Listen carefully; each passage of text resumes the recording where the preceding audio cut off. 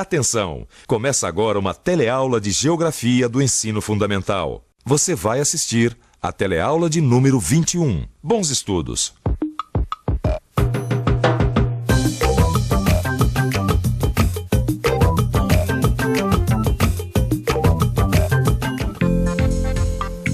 Eita, mundo velho sem porteira.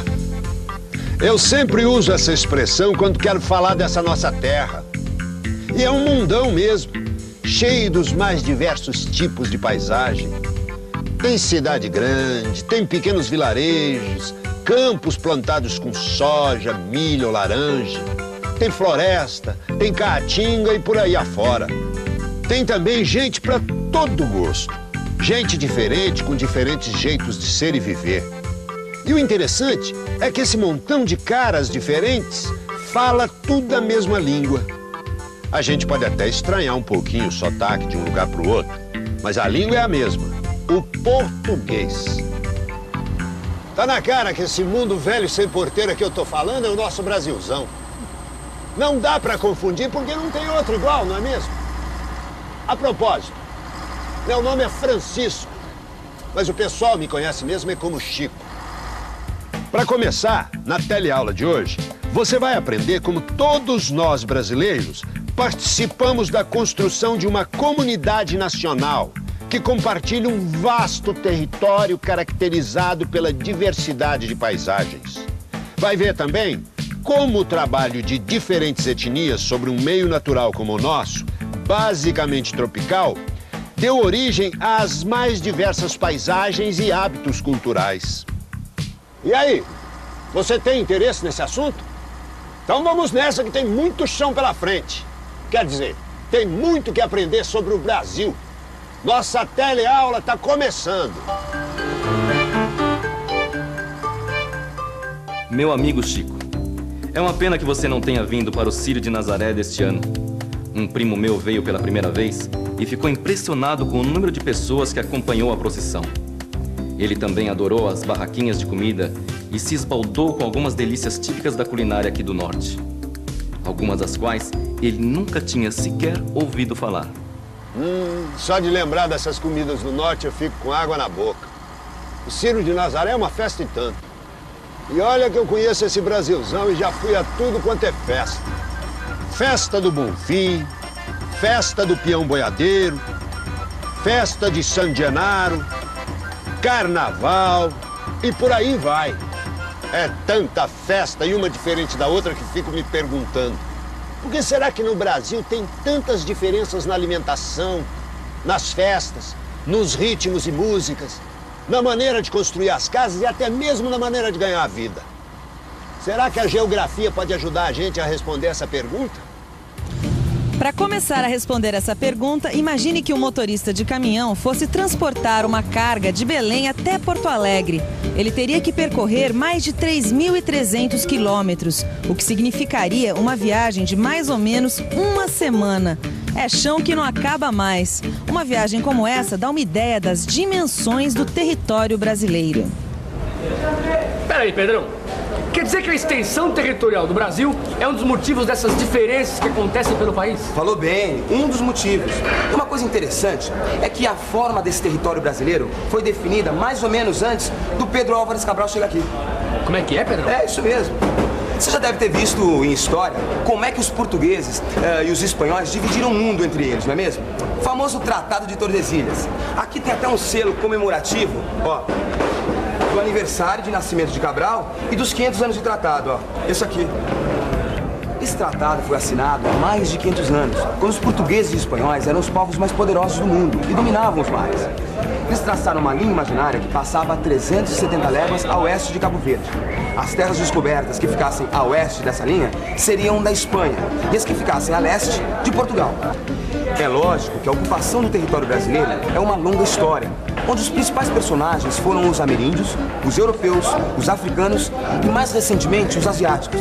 Quer dizer, as combinações dessas diferentes etnias são responsáveis pelas diversas manifestações culturais presentes no Brasil. Etnia, gostei da palavra. O Brasil é mesmo um caldeirão de etnias. É só olhar ao nosso redor. Tem gente de tudo quanto é jeito. E não importa se o cidadão é do norte, do sul, do nordeste, do sudeste, ele consegue se comunicar numa boa. Isso porque o povo brasileiro fala uma só língua, o português. Agora, não dá para tapar o sol com a peneira. Mesmo com essa facilidade de comunicação, o Brasil não é essa democracia racial que tanto falam. As oportunidades ainda não são iguais para todos os brasileiros. Ainda existe muito preconceito racial e falta de respeito pelo cidadão. É comum, por exemplo, a gente ler notícias sobre invasão de reservas indígenas. Pô, os índios já estavam aqui antes da chegada dos portugueses. Falando nisso, como será que os índios brasileiros viviam? Eles abriam clareiras nas matas para plantar mandioca, milho verde, batata doce. Eles dependiam totalmente da floresta para sobreviver. Os portugueses que aqui chegaram também se interessaram muito pelas nossas florestas, principalmente por uma madeira corante que era muito comum nesta época na Mata Atlântica, o pau-brasil. Foi daí que veio o nome da nossa terra. Mas já que você está interessado, vamos deixar esse loteamento de lado um pouco e vamos entender direitinho essa história da disputa pela ocupação do território brasileiro. É o que eu sempre digo. Professor, mesmo aposentado, não perde a chance de ensinar. Bom, primeiro é bom lembrar que a primeira metade do século XVI foi marcada por disputas comerciais e religiosas entre portugueses, espanhóis, ingleses, franceses e holandeses. Naquela época, a Igreja Católica era a toda poderosa, não era? Exatamente, exatamente. Até aquele momento, a Igreja Católica era a principal força religiosa. E portugueses e espanhóis controlavam a navegação aqui no Oceano Atlântico. E assim dominavam quase todo o comércio ultramarino. E esse comércio foi a principal ferramenta de divulgação da fé católica pelo mundo. Mas os ventos mudaram. E as reformas religiosas em vários países europeus foram acompanhadas pela intensificação das disputas comerciais. Os portugueses e espanhóis passaram a ter concorrência não só no controle da navegação, mas também no comércio e na colonização das novas terras. Nessa época, os franceses chegaram a se estabelecer no território brasileiro. E foi aí que os holandeses deram apoio a um projeto português que iria mudar a história da nossa colonização: a construção dos engenhos de açúcar. Bom, então com essa história de engenhos de açúcar, os portugueses deixaram a Mata Atlântica em paz, né? Nada, Antônio. Foi exatamente o contrário. Os portugueses, para plantar cana-de-açúcar, acabaram destruindo a Mata Atlântica. Nossa, mesmo, eu não tinha pensado nisso. A terra devia ser muito rica, né? Imagina a quantidade de humus que não tinha no solo. Isso mesmo. E tem mais. Os engenhos eram grandes consumidores de lenha para o cozimento do açúcar. Peraí, então quer dizer que foi com o fogo das queimadas e dos fornos que começaram a devastar a Mata Atlântica? Exatamente. E não foi só isso que começou com os engenhos de cana-de-açúcar, não. Muito mais coisa aconteceu. Começou também, pra valer, o conflito de terras no Brasil. Os portugueses não queriam somente a mata dos ameríndios, queriam também que eles trabalhassem como escravos nos engenhos. As comunidades indígenas bem que tentaram resistir, mas pouco adiantou. Elas praticamente foram condenadas à morte. Os engenhos de açúcar também foram responsáveis por outra grande mudança na nossa história. Você sabe qual é? Então, fique por dentro.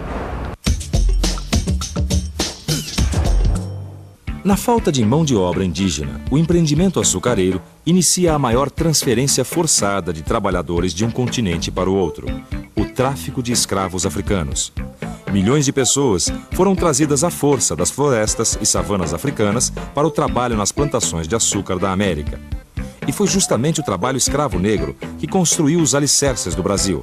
Primeiro, nas plantações de cana, depois, nas minas de ouro e diamantes, e, finalmente, nas fazendas de café. E junto com sua força, os africanos trouxeram suas raízes culturais, que hoje fazem parte da paisagem cultural brasileira. E imaginar que ainda tem muita gente que ainda não reconhece a importância da contribuição cultural dos negros. Como tem gente por fora. Só para ficar num exemplo. Já pensou o Brasil sem samba? Não tem nada a ver. A graça do nosso país é justamente essa variedade. E todo mundo deu sua contribuição. Lá no Sul, por exemplo. Eu viajo muito para aquelas bandas E lá tem muitos descendentes de alemães e italianos. Gente muito trabalhadora. Eles vieram atrás de trabalho e melhores condições de vida. Gostaram tanto que ficaram. E hoje seus descendentes são brasileirinhos da Silva. Você pode não acreditar, mas nós estamos no Brasil. Este aqui é o bairro da Liberdade, em São Paulo. Um bairro que mais parece uma cidade japonesa. E os japoneses, é claro, contribuíram com mais uma cor para a aquarela brasileira. Eles chegaram aqui no começo do século XX, gostaram e ficaram, contribuindo com mais uma pitada asiática para a formação do povo brasileiro. Agora sim fica fácil entender a diversidade de paisagens que encontramos no Brasil. E este verdadeiro mosaico de coletividades está organizado politicamente em estados. Hoje o Brasil é uma república federativa, composta por 26 estados e um distrito federal, onde está Brasília, nossa capital.